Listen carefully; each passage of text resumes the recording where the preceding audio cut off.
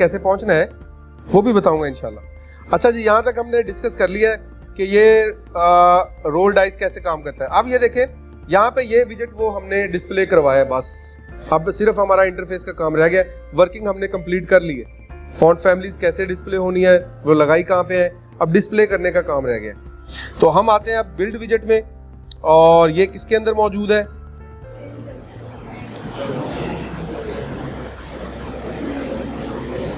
Screen display नहीं हो रही जी, बस जल्दी जल्दी से इसको खत्म करें ताकि लेक्चर काफी लेंथी हो गया।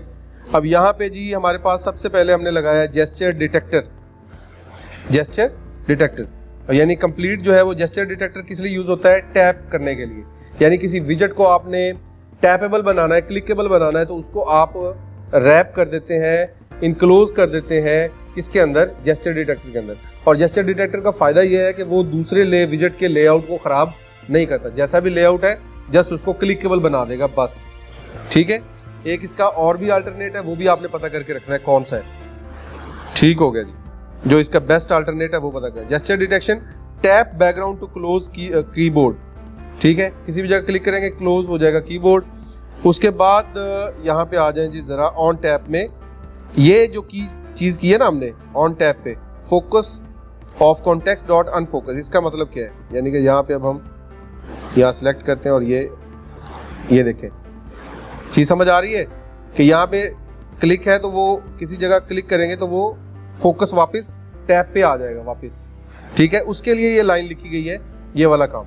अगर आप ये ना भी लिखे तो कोई मसला नहीं है, लेकिन एफिशिएंट स्क्रीन बनाने के लिए कि भी वो स्क्रीन जो है अगर कोई उसमें कीबोर्ड ओपन हो गया है, टाइप करना है आपने, तो आप अगर किसी साइड पे क्लिक करें तो वो वापस जो है वो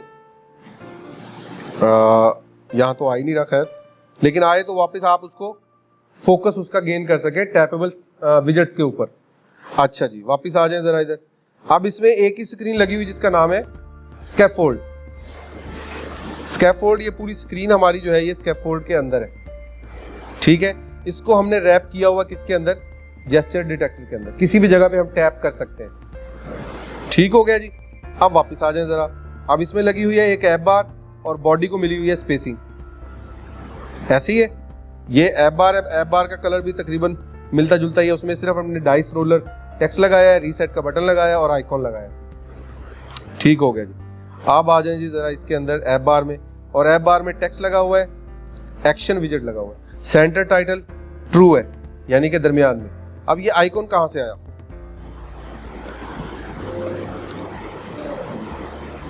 वो लेके आना यार। हाँ जी, यहाँ पे अब थोड़ा इंटरेस्टिंग होने वाला है काम। यहाँ पे हमने सेंटर टाइटल लगा दिया है जनाब, डाइस रोलर, और उसके साथ आइकॉन हमने चैट जीपीटी से ही ले लिया था। ठीक है, वो लगा दिया। स्टाइल में हमने क्या लगाया, टेक्स्ट स्टाइल में get current font family. Text style देखें, टेक्स्ट स्टाइल में फॉन्ट फैमिली पैरामीटर ऐड किया। ये देखें, अगर हम ये यहाँ से लाइन को कट कर लें तो आपको पता लग जाएगा। कंट्रोल स्पेस दबाएं और यहाँ पे आ जाएगा फॉन्ट फैमिली, और इसको स्ट्रिंग पास करनी। तो वो हमने चूंकि लिस्ट में उधर प्रोवाइड की हुई थी, वो फंक्शन कॉल कर लिया। वहां क्या कॉल कर लिया, फंक्शन कॉल कर लिया। दोबारा से देखते हैं, ये देखें, चल भाई, कंट्रोल वी, ये देखें, ये गेट करंट फॉन्ट फैमिली। अब इसको कंट्रोल दबाएं और यहाँ पे आप देख सकते हैं कि ये फंक्शन है, और ये हमें क्या रिटर्न करवा रहा है, ये हमें स्ट्रिंग रिटर्न करवा रहा है। ठीक है, कहानी समझ आ गई। अब इसके बाद ये आगे आ जाए। अब इसी तरह जहां जहां हमने फॉन्ट स्टाइल चेंज करवाना होगा वहां ये फंक्शन यूज करवा देंगे। जौन सा स्टाइल होगा उस टेक्स्ट का वही फॉन्ट फैमिली सिलेक्ट हो जाएगी। ठीक हो गया जी, ये टेक्स्ट हैंडल हो गया। उसके बाद हमने सेंटर टाइटल कर दिया इसे। एक्शन में क्या लगाया हमने, आइकॉन बटन लगाया। क्या लगाया, आइकॉन में हमने रिफ्रेश का बटन लगाया, ये लगा हुआ है रिफ्रेश का बटन। रिफ्रेश करेंगे वापस वही सारी डिफॉल्ट सेटिंग में आ जाएगी। अब रिफ्रेश में हमने ऑन प्रेस मेथड लगाया। ऑन प्रेस मेथड क्या होता है ये समझने वाला है, इसको मैं समझा देता हूं। ये ऑन प्रेस मेथड है, इसको कहते हैं call back method. Call back method का दूसरा नाम हम कह देते हैं जी ऑटो कॉलिंग, कि किसी चीज पे क्लिक करें तो ऑटोमेटिकली ये फंक्शन कॉल हो जाए। अब यहाँ इस फंक्शन का कोई नाम नहीं है, देखें यहाँ इस फंक्शन का कोई नाम नहीं है, जस्ट पैरेंथेसिस है और आगे फंक्शन की बॉडी है। पैरामीटर वाला पार्ट है और बॉडी है, नाम नहीं है इसका। यहाँ पे कोई नाम होना चाहिए, वॉइड, रिटर्न, फन, इस तरह का होना चाहिए नाम, लेकिन ऐसा कुछ नहीं है। इसको कहते हैं कॉल बैक मेथड, जो फ्लटर आपको प्रोवाइड करता है किसी भी चीज पे क्लिक करने के लिए। वो कहता है जी आप इस पे फर्दर कोई काम करना चाहते हैं तो आप ऐसे करें, इस पे कॉल बैक मेथड कॉल कर लें। उसमें हम क्या करवा रहे हैं कि हमने इसमें एक यहाँ पे ये देखिए, हमने सेट स्टेट मेथड कॉल किया और उसे कहा कि तुमने डाइस नंबर को चेंज करना है, क्योंकि रीड एंटर करवाना है, स्क्रीन पे डिस्प्ले भी हो, वर्किंग भी चेंज हो, मैसेज खाली कर देना है और मैसेज कंट्रोलर को, गेस्ट मैसेज कंट्रोलर को क्लियर कर देना। तो ये तीनों काम हमने वापस कर दिए। ठीक है, यहां रीसेट के लिए ये रीसेट बटन है, रिफ्रेश बटन है, जैसे उसको क्लिक किया ये 3 काम होंगे और स्क्रीन पे आपको नजर आएंगे। अगर हम सेट स्टेट ना लगाएं तो ये हमें स्क्रीन पे नजर नहीं आएंगे। वेरिएबल्स में वैल्यूज चली जाएंगी लेकिन स्क्रीन पे इफेक्ट्स नजर नहीं आएंगे। डन हो गया जी, इसकी कहानी समझ आ गई। हम बटन कोई भी लगा सकते हैं, यहाँ आपको बहुत सारे मिल जाएंगे। डॉट लगाएं, आइकॉन्स डॉट, जो भी आप लगाना चाहते हैं, ये देखें बहुत सारे इधर आ गए, पूरी एक लाइब्रेरी है उनकी। ठीक है, तो यहां से आप यूज कर सकते हैं। तो ये काम भी हो गया। अब इसके बाद हमने करना है जनाब, इसको बंद करें। ये स्कैफोल्ड के अंदर टेक्स्ट भी हो गया, आइकॉन बटन भी हो गया, तो हम ऐप बार को कर देते हैं बंद। अब रह गया हमारे पास बॉडी एरिया, जिसमें ये ड्रॉप डाउन है, टेक्स्ट बॉक्स है, इमेज है और बटन। डन। यहाँ पे आ जाए जी, पैडिंग लगाई हमने ताकि जितने भी बॉडी के अंदर विजेट है उनको चारों साइडों से दी हमने। स्पेस या नहीं, हमने पैडिंग दी है ऑल साइड्स, 16 की हमने पैडिंग दे दी और कॉलम लगा दिए। कॉलम में सारे विजेट आ जाए। कॉलम में विजेट कैसे आएंगे, हमने उसको कर दिया जी सेंटर में रहे सारे के सारे विजेट, साइड पे ना हो। ठीक है, मैक्सिस एक्सिस अलाइनमेंट सेंटर हो जाए। और चिल्ड्रन कौन कौन से लगाए हैं, एक कंटेनर लगाया है, फिर साइज बॉक्स, फिर टेक्स्ट फील्ड, फिर एक जेस्चर डिटेक्टर लगाया है, और फिर हमने क्या किया है, एलिवेटेड बटन लगाया जो आपने लास्ट टाइम लगाए थे, और फिर हमने एक टेक्स्ट लगा दिया जिसमें हमने वो रोल वाला फंक्शन कॉल करवाया होगा कि जिसमें according to the if else के वो लगाएगा। अब यहाँ पे सबसे पहले वाले कंटेनर को देखते हैं। कंटेनर कौन सा है जी, अब इसमें कंटेनर देखते हैं, फॉन्ट सिलेक्शन ड्रॉप डाउन, इसको हमने कंटेनर में बंद कर दिया। अब इस ड्रॉप डाउन में क्या है जी, ये ड्रॉप डाउन लगाया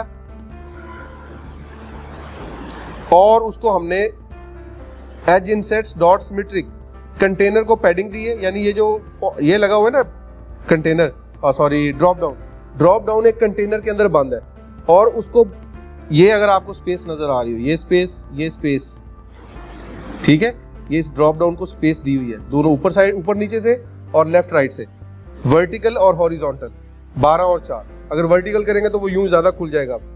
ठीक है, जैसे कि हम थोड़ा सा इसको खराब करके देखते हैं, लेकिन मेरा ख्याल है रन नहीं होगा, ये हमें बंद करके चलाना पड़ेगा दोबारा। बस ठीक है, इसको 40 करके देखिएगा, ये इस तरह स्पेस इसकी खराब हो जाएगी, इस तरह हो जाएगी स्पेस ज्यादा, क्योंकि वर्टिकल और हॉरिजॉन्टल है, सिमेट्रिक इसमें यूज की हुई है।